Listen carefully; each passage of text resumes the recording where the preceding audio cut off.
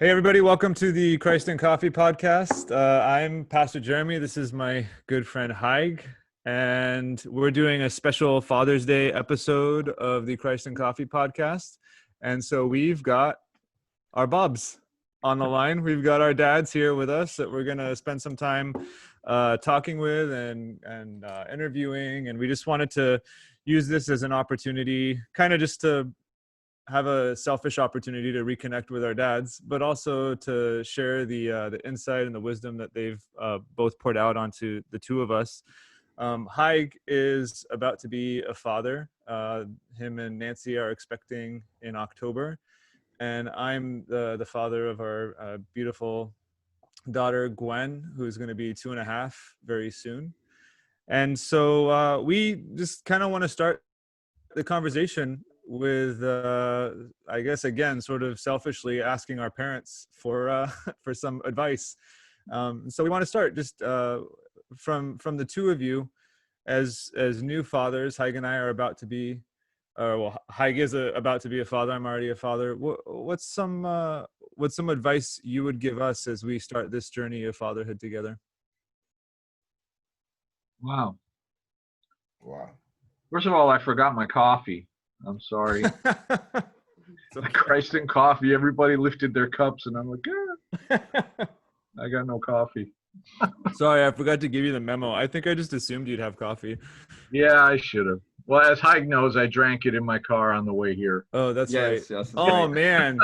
Yeah, that would have been a good action shot if we could have had you drinking that coffee. Except you don't have the stick shift anymore because you used to drive the stick shift and hold That's the true. It coffee was on the tougher. It was tougher with the stick shift.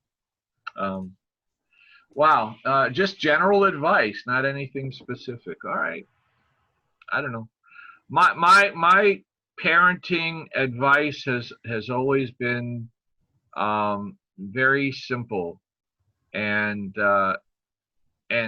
maybe a little strange, and it's just this, respect your kids. If you want respect from them, you give them respect. You get what you give, and I find a lot of people expect blind obedience from their kids. A lot of people expect respect and expect their kids to sort of do what they say without questioning. But I've always found that the best thing is to respect them, to understand that if you want them to do something, they deserve to know why. They deserve to know the reasons. If you demand something from them, and they don't want to do it, try to understand why they don't want to do it. Try to understand what's going on. I'll tell you a very simple story. I don't want to go too long on this, but Please do. no. One of the ways I learned this, I think it was with Stephen. I don't think it was with you, Jeremy. I think it was with Stephen. Is this the bathtub thing? No, No, different one? Oh, okay. This is, back then there was video games, but it wasn't like it was today. I don't know if it was Sonic the Hedgehog or if it was Super Mario Brothers or whatever. But, you'd go through levels and you do things. And at that time, it wasn't as sophisticated. And I remember, I think it was Stephen was watching, and I was telling him, hey, it's time for dinner. Come on, time. No, I just got to finish. It's time for dinner. No, I got to finish. And so I just walked over and I turned the Nintendo off or whatever it was.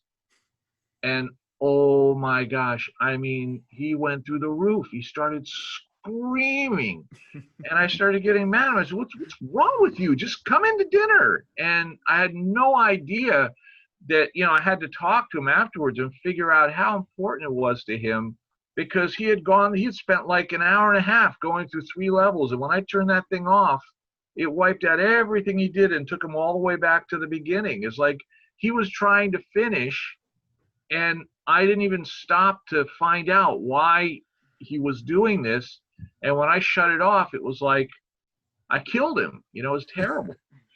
And it just made me realize that sometimes, I may get mad, he may get mad, but if we don't understand why it's happening, and if we don't respect each other's needs, for him that was really important, and I didn't respect it. And I just think that's an important thing. That's really cool. That's good advice. And now they have autosave Yeah, on I all know. of the games, so you don't Yeah. even have to worry about that anymore. Yeah. Wouldn't be a problem today, Wouldn't but be a it problem was. nowadays, but yeah, Well, that's funny. I wonder if that's like connected at all to kids throwing tantrums so often that they got feedback from feedback from their consumers. But I think it's funny though, just to think of video games where they are today, and I mean, forget Sonic the Hedgehog and those kinds of things. I started with Oh, yeah. Pong. I mean, just a little dot going back and forth on the screen, and that's eh, so funny. what a crazy! We sat for hours playing Pong.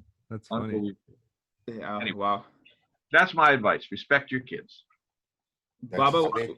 what about you? Any gems of That is great advice, but really. And about me, I felt when Haig and Armin born here, I used to go to Bible study with my neighbor's church here. Pastor Change, he was letting me more advance in reading the Bible and closing to seeing things differently than what I used to see overseas in my country. And when Armin and Haig born, he used to tell me, Avo, it's so difficult to be a father in this country. I said, what are you talking about? I start feeling that there should be something true here. And Armin and Haig, my wife was very courageous raising them, and I used to work hard, and our church is great. I feel like I am adopting the new system because my system was very disciplined. We were in a Jesuit school, which you go at 7 o'clock, you start having a mess early morning, and until 7 o'clock at night, you do your homework, and half an hour they start, everybody reads about one of the saints there. So I said, what type of discipline I have to look at them? Later on, I start looking to the school system that makes me very scary about that the school is a difficult. If you have the difficult school, difficult teacher, difficult things. But in one word, I have courage from a lot of mentors that things keep it normal. Mm-hmm. And my advice for them, I said, it will be in the middle of what I will go through the system of this country without putting additional things, make them difficult. So we start taking them to the sports, to the things, and they were growing, and I felt that everybody's close. If they are close to the family, they will give results. The fear that he gave me, my reverend, about that it's difficult to be father, the mountain collapsed in front of me. I start seeing joy of the spirit in front of me, that this we overcome, and this is the real place for me to raise them. And this is why I want, like you said in your prayer, Batfeli, that I hope this meeting will be fruitful for every father. Listen, that nobody get afraid, have courage, and approach to build families around in our nation here, because lack of the family, lack of father in the houses is so difficult. So thank God that God gives us the wisdom that we could raise children. And I pray that you, Jeremy and Haig, you will do the same. You have a lot of examples in front of you. You preach, actually. You believe in what you say to the congregation every day. You have to implement that on your children earlier with the approachment of what you believe on, raise them on the love. Lack of love, there is no family. My advice is love your children, hug them, kiss them. They you will have the results. This That's is beautiful. my advice to you. That's beautiful. That's beautiful. So we have respect your children, love your children, and as fathers, be courageous and just love and respect without fear. Beautiful. Hmm. Baba, you came from Syria, Yeah. and you talked about this old and new system. What was it like growing up in Syria? What did you learn from your father? Yes, when you are, especially with my father, which he is from Antab, but really from what Igilikia part is your father? My father was from Halep. But before that, before they put him in Aleppo, He was in Urfa. Urfa. So near Antab, we are from Antab. We are specialized in baklava making. Wow. It's true. But Antab is, Urfa kebab is Yeah, we've the got the best kebab. kebab. Yeah. Urfa kebab. How did you know he was from Urfa? I did a bunch of reading about that stuff a while back. Yeah, great grandpa was from Urfa, and then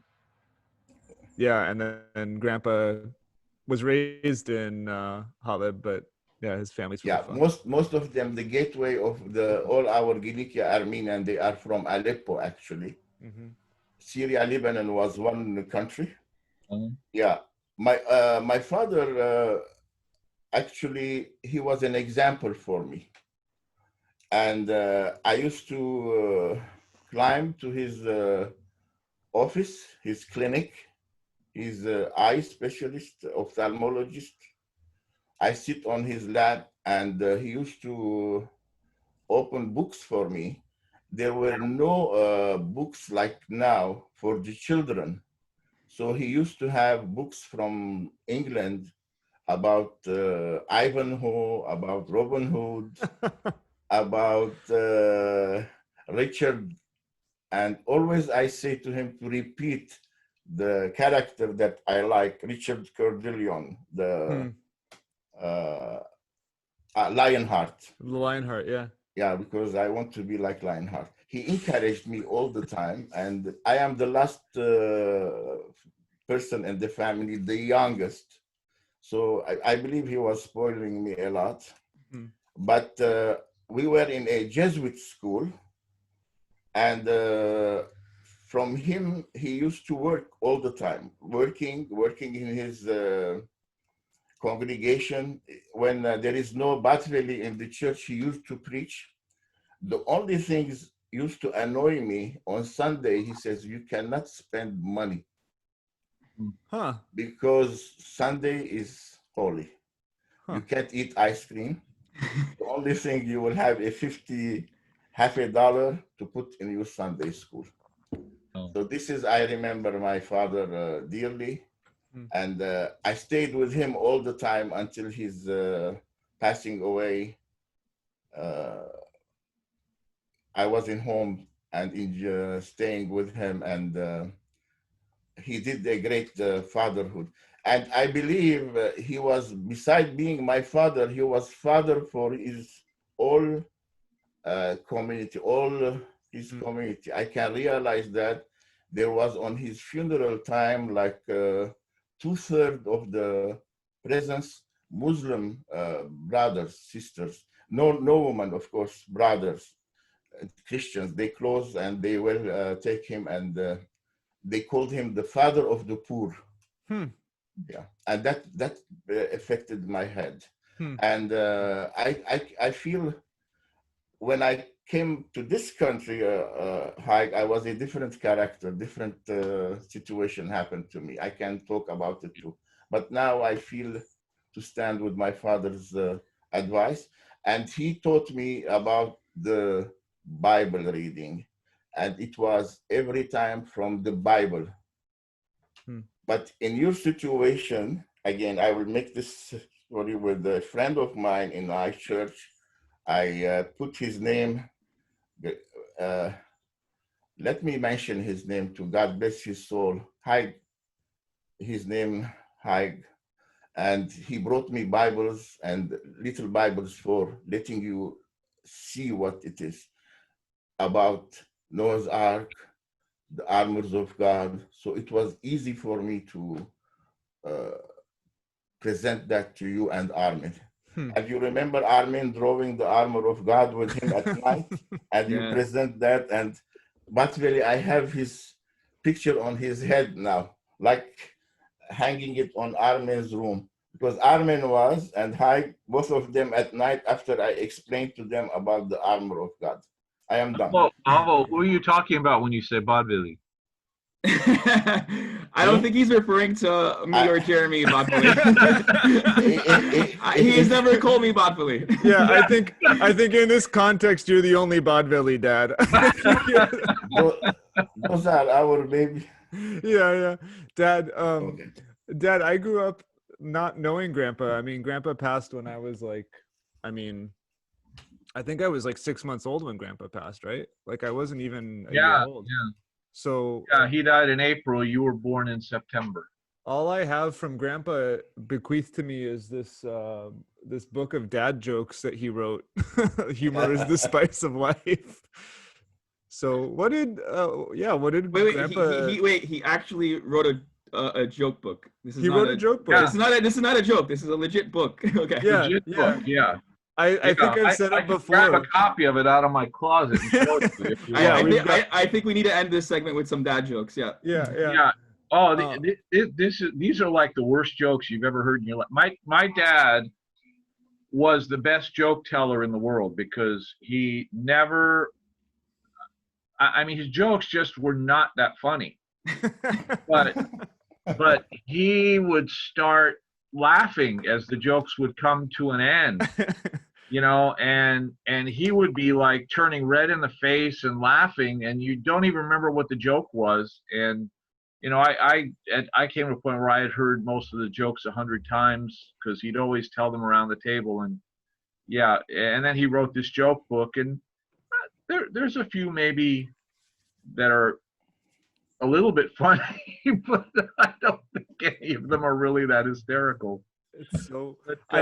I think I've said it before, like publicly, that I take it as such a point of pride that all these other like Armenian pastors, as they got older, tried to write these really like respectable theological or historical documents, and Grandpa wrote a joke book. I love that. Like that's so. He didn't take himself too seriously. I love that. Yeah, I remember one of the things that he said, and I remember I made a point at his funeral that, you know, because that was what he liked so much, he liked jokes. So I remember I wanted his funeral to be a little lighthearted, and so I remember I told this story at his funeral. But he used to say, you know, Mom, your grandmother Arus, she worked with him. She was his secretary at Downey, and all the people in the church would call her Mrs. T. So they'd say Mrs. T, Mrs. T, Mrs. T, Mrs. T. And one day somebody came into the church and said, Bodvili, where's Mrs. T? And he said, please don't call her Mrs. T. He said, why? Why don't you want us to call her Mrs. T? He said, well, if she's Mrs. T, then that makes me Mr. T. And I don't know if you guys. I remember Mr. T. Yeah.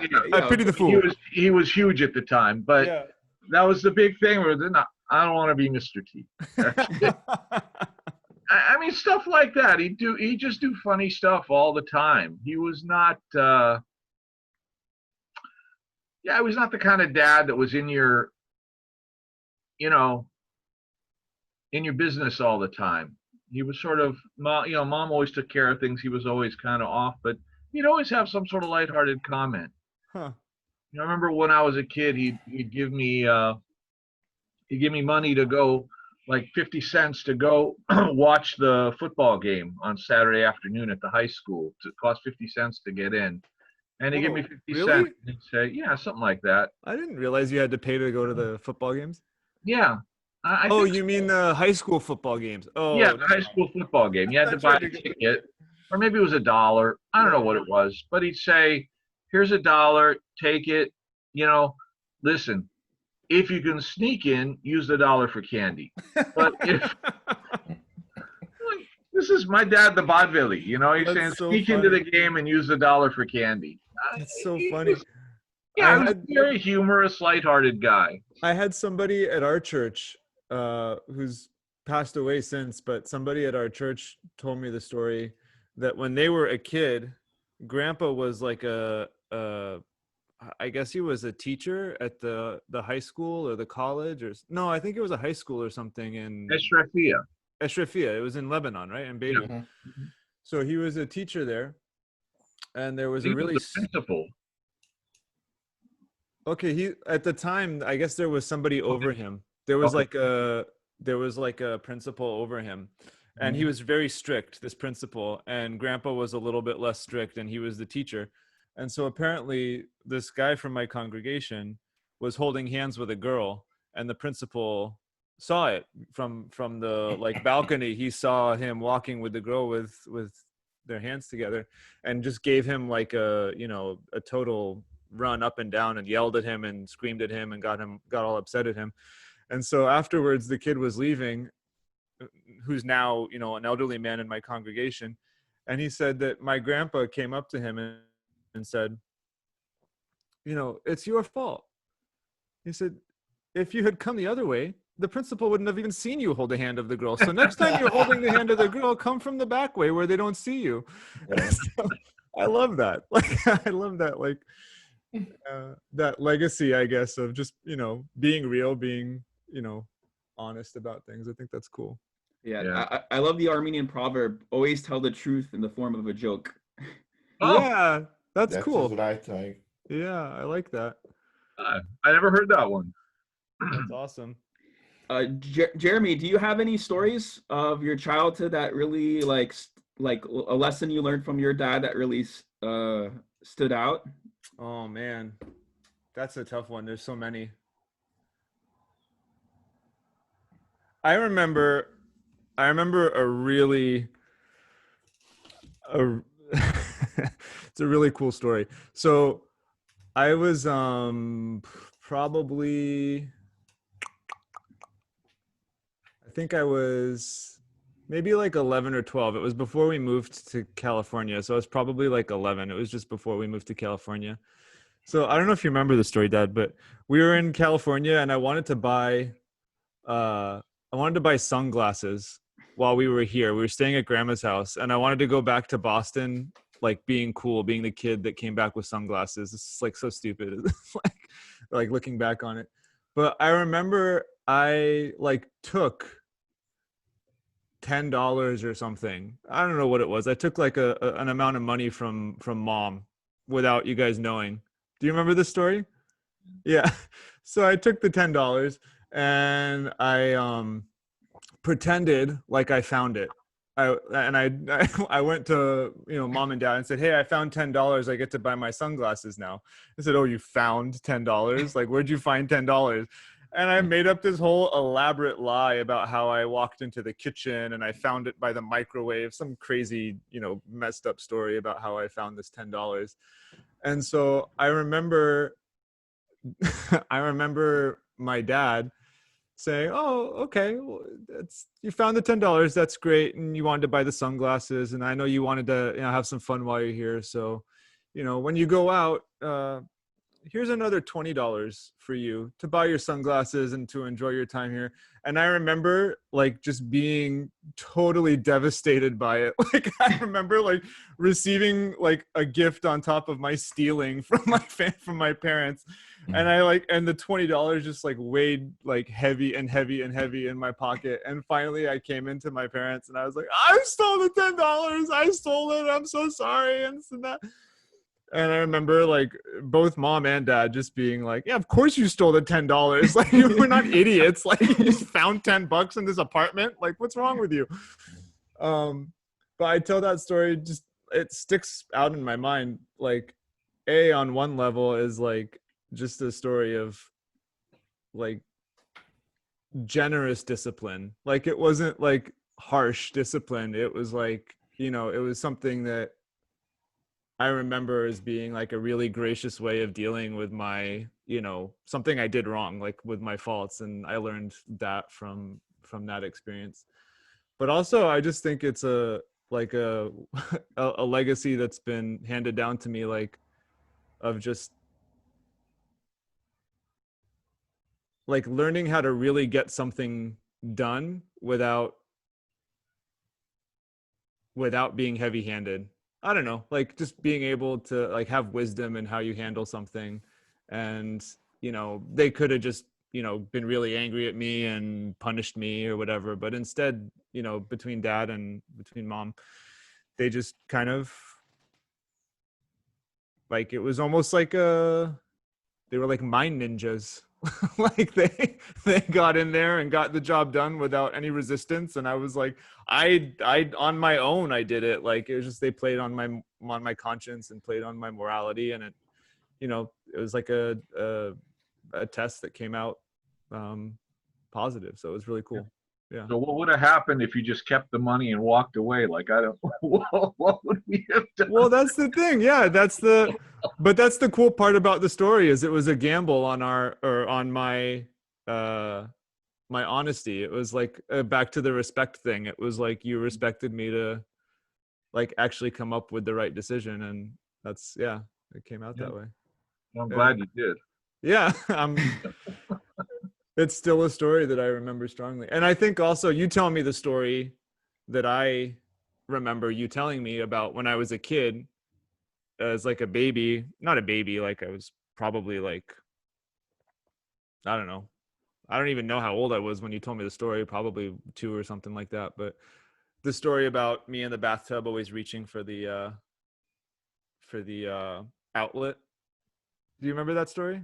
You told me that story so many times. Finish it. So, okay. So I was, you told me the story that I was a baby, not a baby, like 2 years old. I was a toddler, and I kept reaching while I was getting baths. I kept reaching for the outlet, and you said, don't reach for the outlet. And then I kept reaching for it. And you said, Jeremy, next time you reach for the outlet, this, you know, I'm going to give you a little spanking.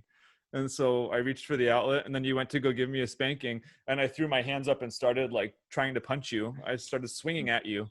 And I remember you saying, like, at that moment you realized, for me, that wasn't the way to get things done. That wasn't the way to like parent me.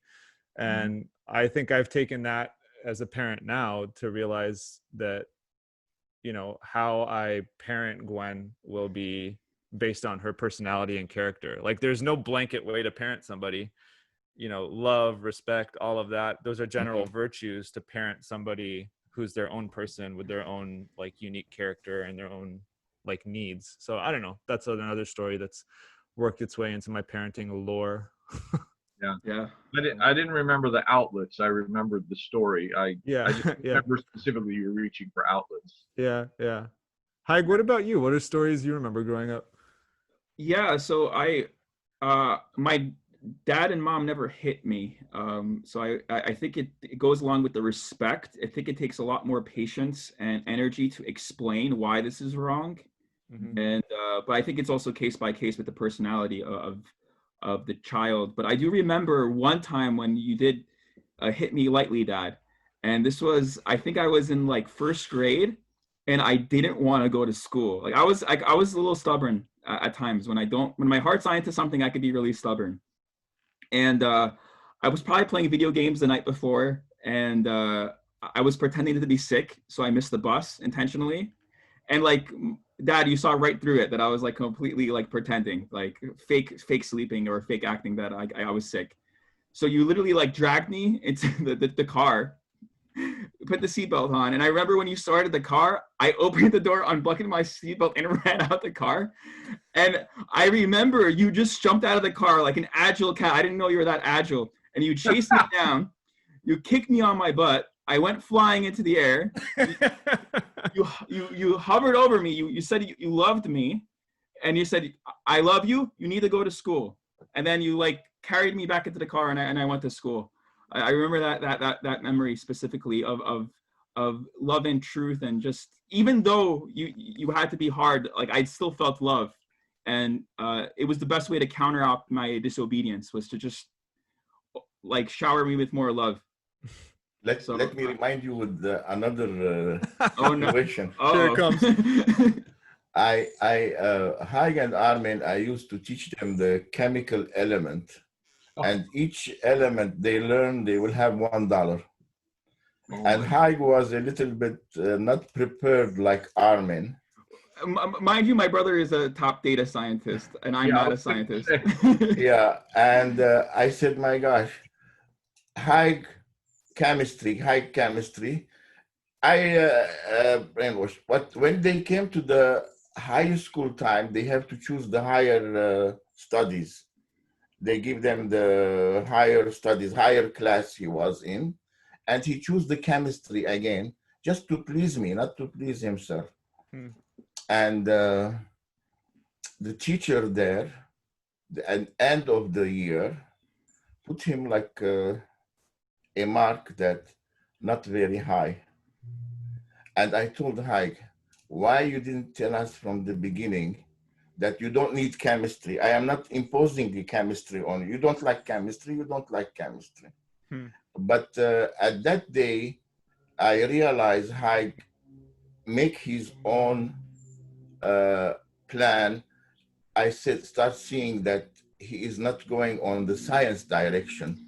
But I want to say this because our objective today is to encourage fathers that whatever the child likes to do, let him do.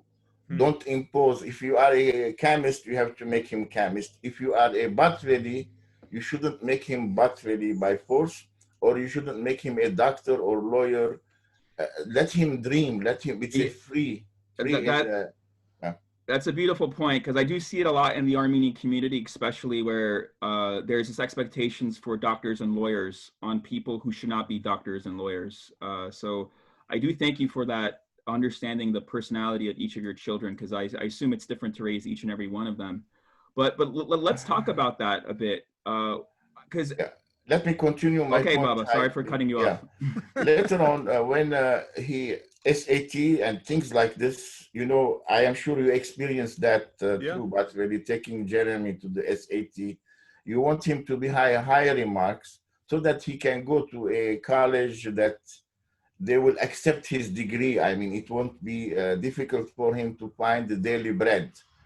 This is it again. This is again, it's all related to my previous Batsveli that he was telling me that there is difficult to be a father. I always go back and forth on this points. But again, the SAT came and things came. Suddenly I said, son, you have a good mark. What do you want to do? He says, I want to go to many colleges. They accepted you. I forgot about what college, Fordham, American College, and the other things. He asked me, he said, Dad, what do you want me to, where do you want me to go? He was very obedient too. I mean, I am not making him like Viva Zapata. What do you call those people that they rebel? No, Yeah. there is no rebellion in my family. Thank God. He was telling me, I want to go to the American University in Washington, D.C. I start figuring out Armin was smarter. He chose to be near in Island Boy in about 10 miles from me. I said to my wife that, okay, this is in Washington, D.C. At least I will educate myself with the American history, which they are now tumbling all those statues down and things. Mhm. I will go and visit him. And he said to me, I would like to study political science and philosophy. I said, if this is your wish, blessing, son. He goes to American University. Mm.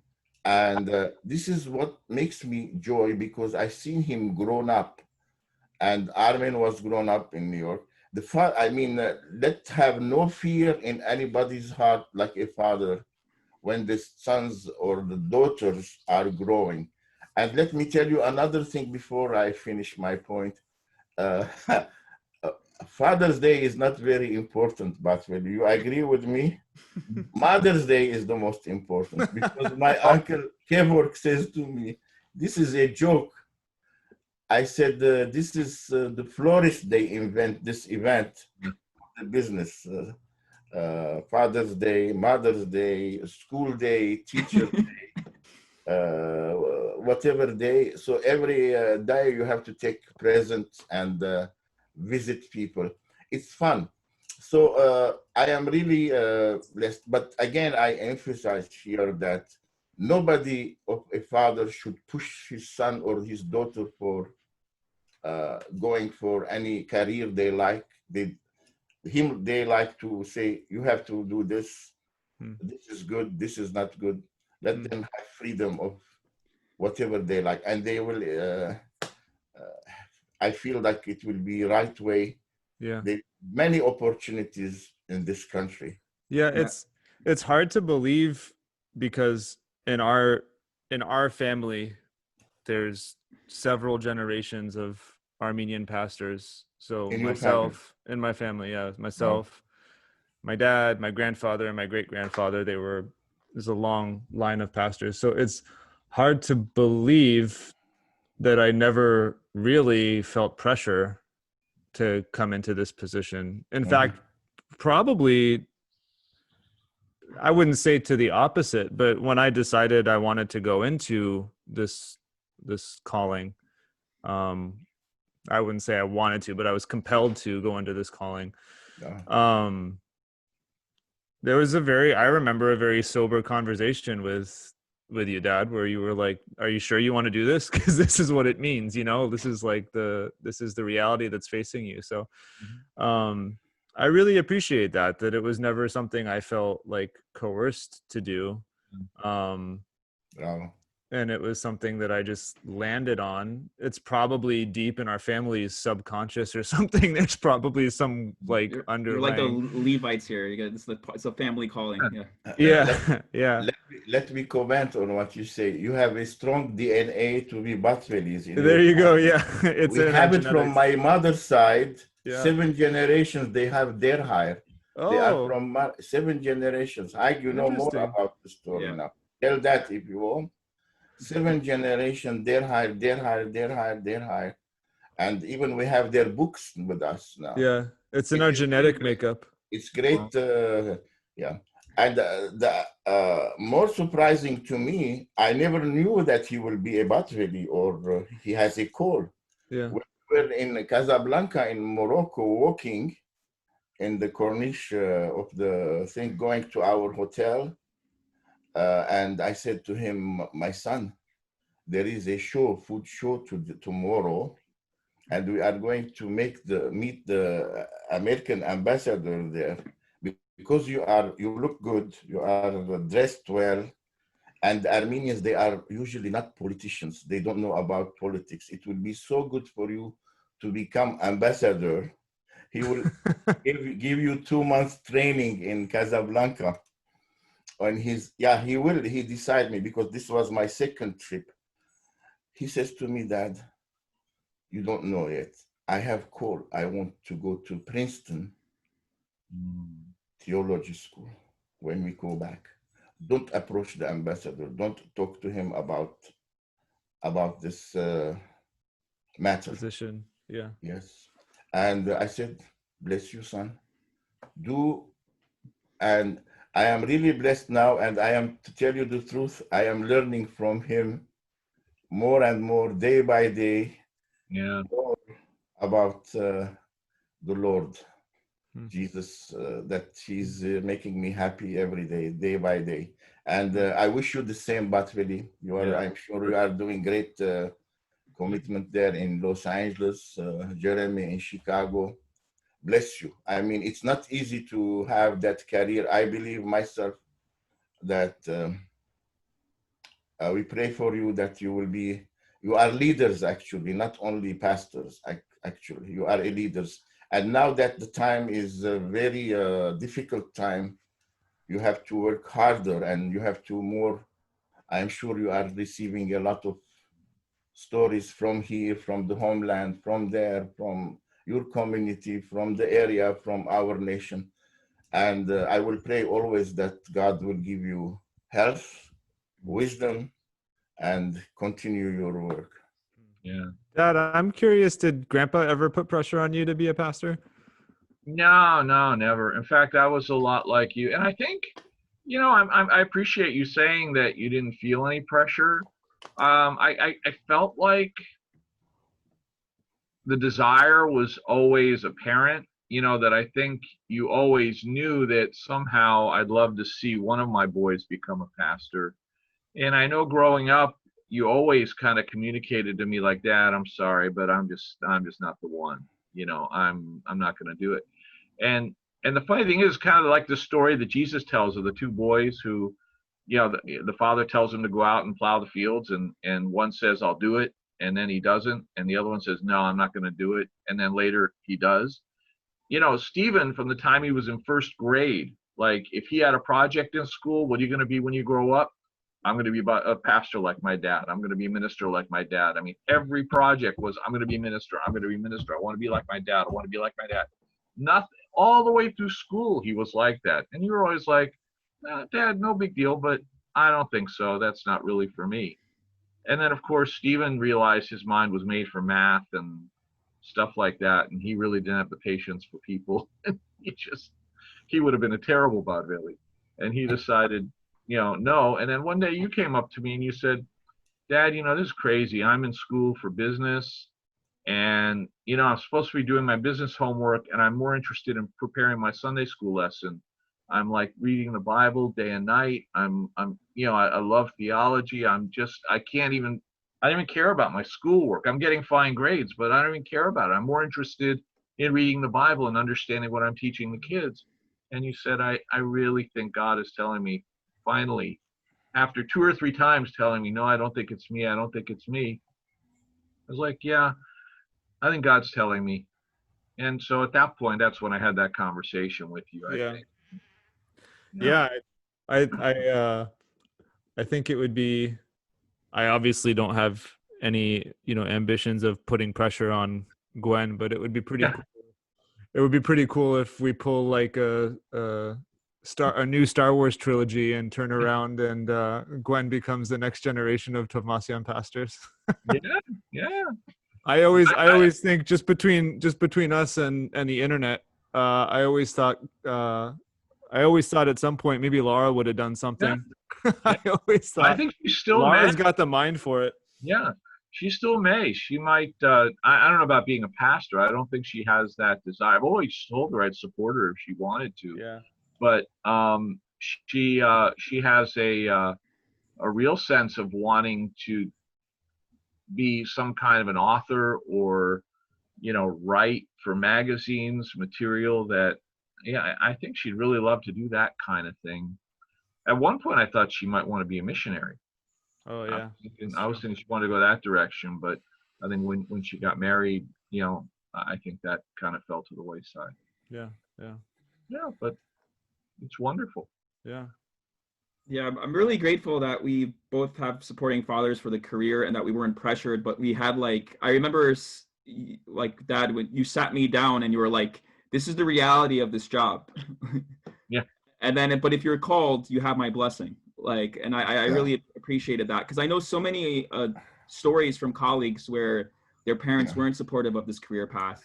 Yeah, I did it immediately in Casablanca, where I said, you have my blessing, you go immediately. He says, give me some break and I will be doing, going back to Princeton immediately. I told him last year when we came with Armin to Casablanca, I talked to the ambassador, and he promised me to give him like mentorship. You know, you go and train in the embassy in Rabat. And I had a place for him because I know that Haig must be a politician or ambassador or something. You can't tell, but you can, you know, but God's way. By now, I believe Jeremy and Haig, they are ambassador of Christ. There you go. Well, we all are. Yeah. You are master ambassador. Master ambassador. But you know, I've had, I've often said this in the course of my career. I think I've had about 20 to 25 different people, young people, tell me they wanted to go into either pastoral ministry or missionary work. And at this point, I can say there's 2 out of all of those people who actually ended up in those fields.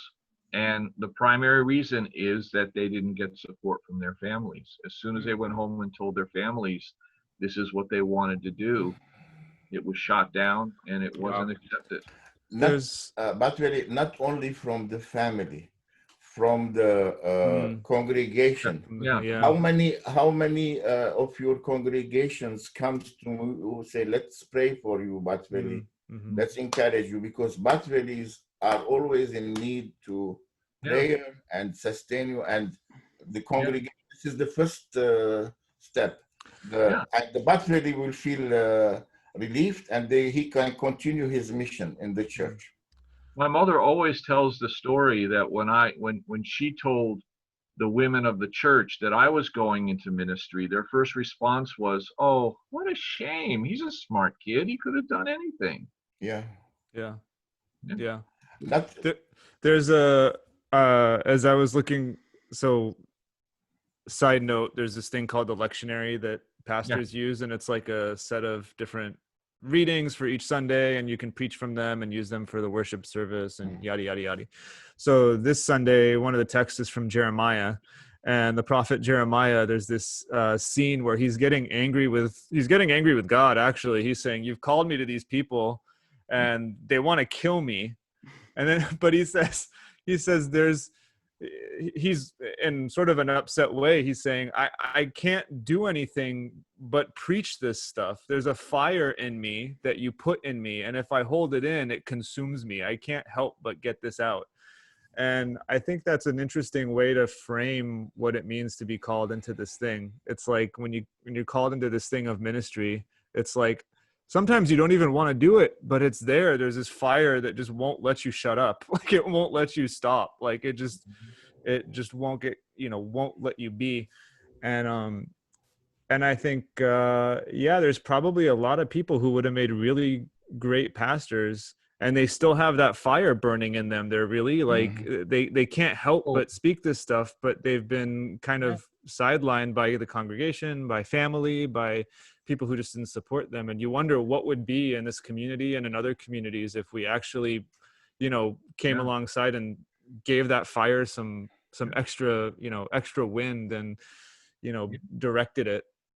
The saddest thing for me is to see some of those people, those other 25 people who they didn't get encouraged, they didn't get in the ministry, to see them. Some of them, they're so discouraged with life. They're discouraged with, what they're doing because they weren't encouraged to do what God called them to do. And now they're in a really bad place, most of them. I really feel that way. The other thing that really makes me sad is to see how many, and I don't know why this happens. I think Anna Shanazarian is doing, or maybe already did, her thesis on this topic of pastors' kids.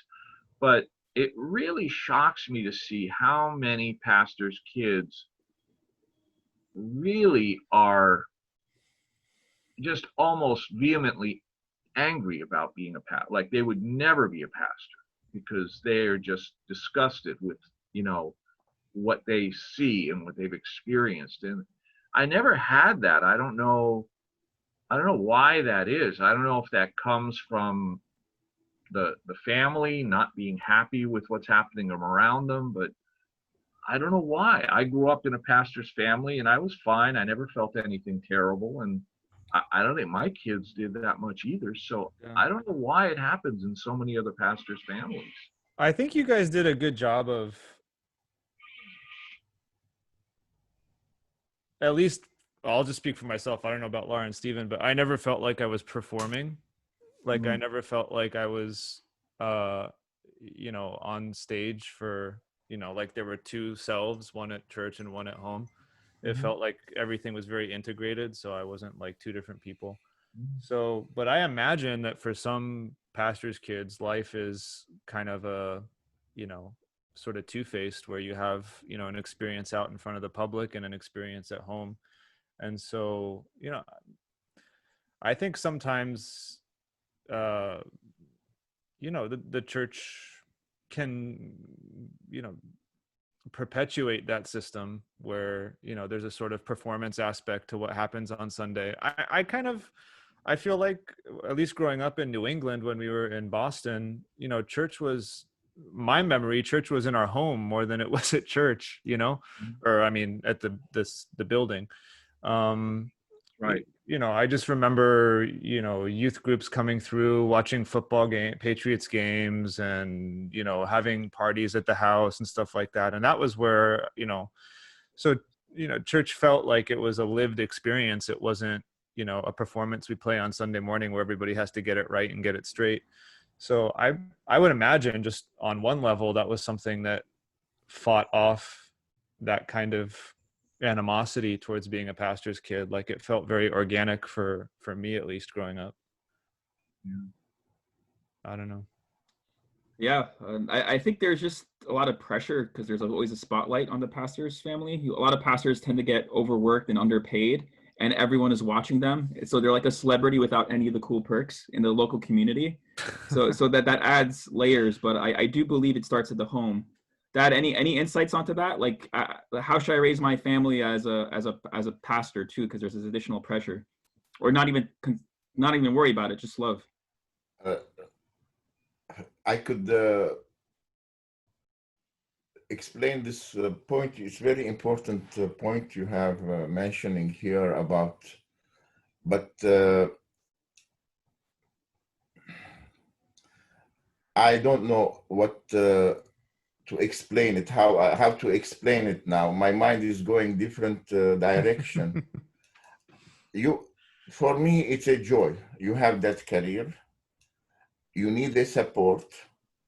I remember 7 years they ordained you. The old guard of that church, we call them, they are nice, they welcomed us. But you are, both of you Batvelis, you are ordained from God, not from the people like me or like us. So the ordination, it's you are in a very important position, and people need you. You can imagine now that there is this virus, there is this unstable political situation. You will be more involved in helping your congregation, your nation, your overseas.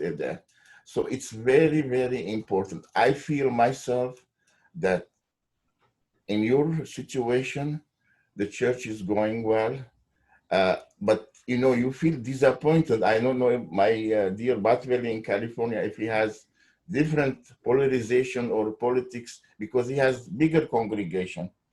In your case, Jeremy, you and Haig, you have a smaller congregation. You may face some difficulties too, but look forward, and things will be very easy. And for you, it's a joy when you preach, and you know that there is results too. You have to feel that you are giving results in your congregations. And it's not easy job you choose.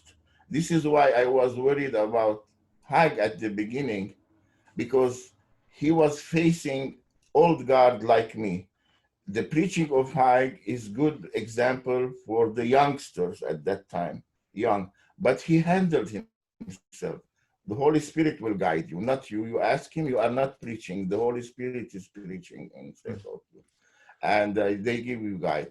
And things are normal, should be. And I believe God will give you the direction. He will direct your path in all the ways.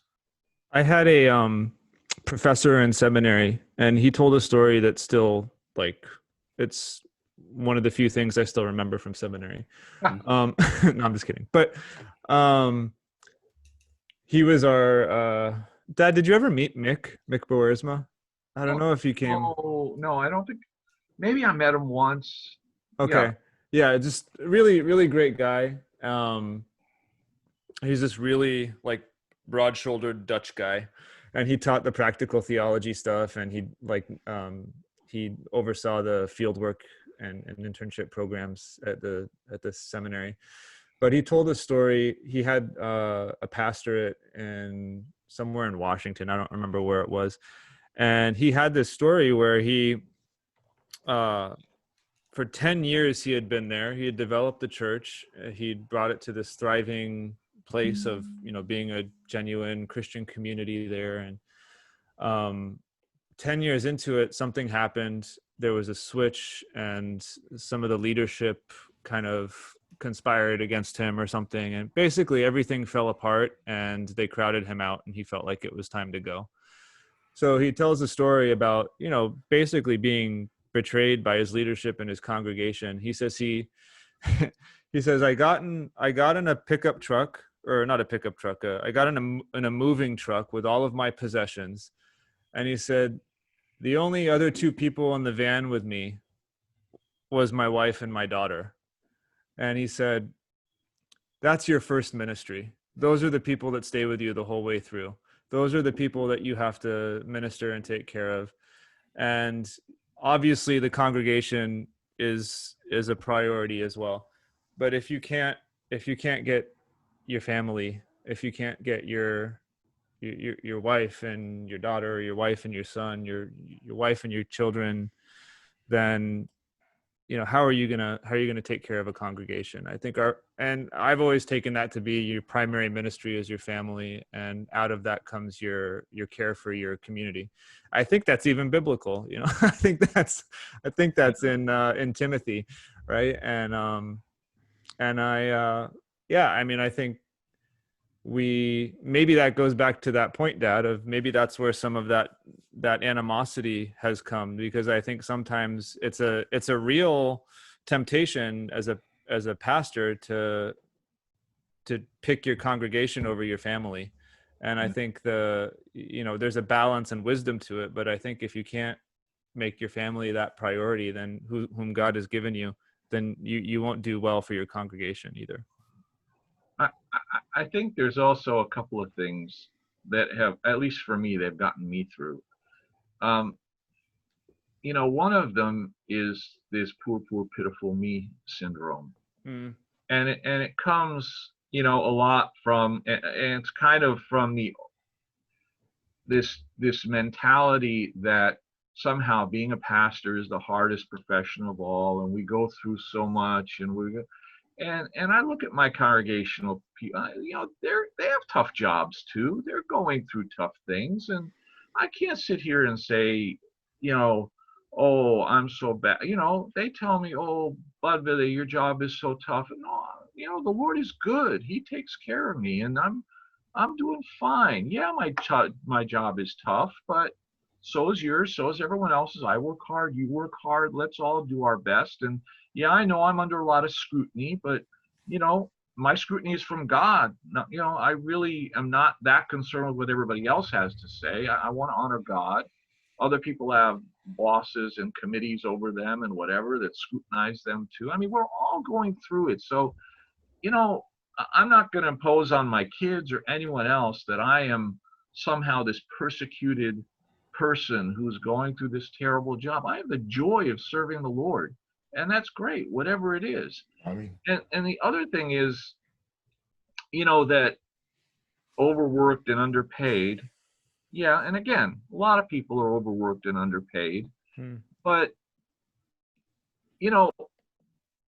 I don't think we as pastors, and I've never gone through my life as a pastor, when I've talked to churches about serving them, when I've been at churches serving them, I've never been sort of, and this maybe people won't like hearing me say this, but I've never been ashamed of saying I deserve what I'm being paid. And if I'm going somewhere and I'm interviewing for a job, again, it comes back to serving your family first. I have to say to them, look, I have a family. I'm not, I work as hard as you. I don't work harder. I'm not this person who's, so, my job isn't so overwhelming. I work just as hard as you. I do just what you do, and the worker is worthy of his pay.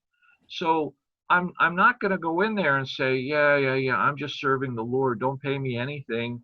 I'm going to go and say, look, I have a family to take care of.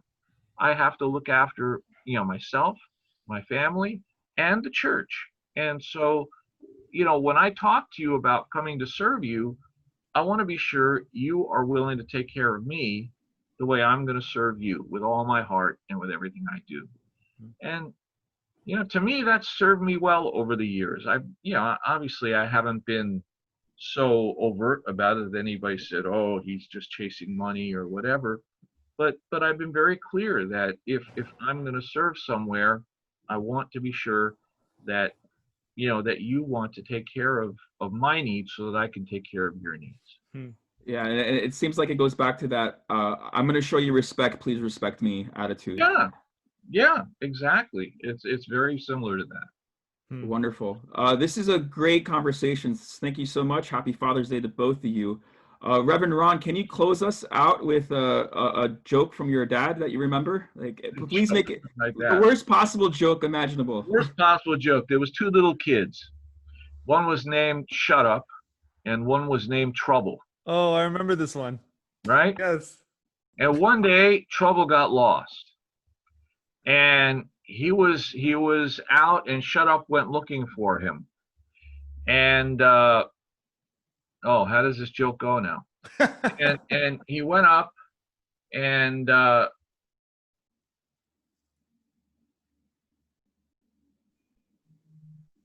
oh.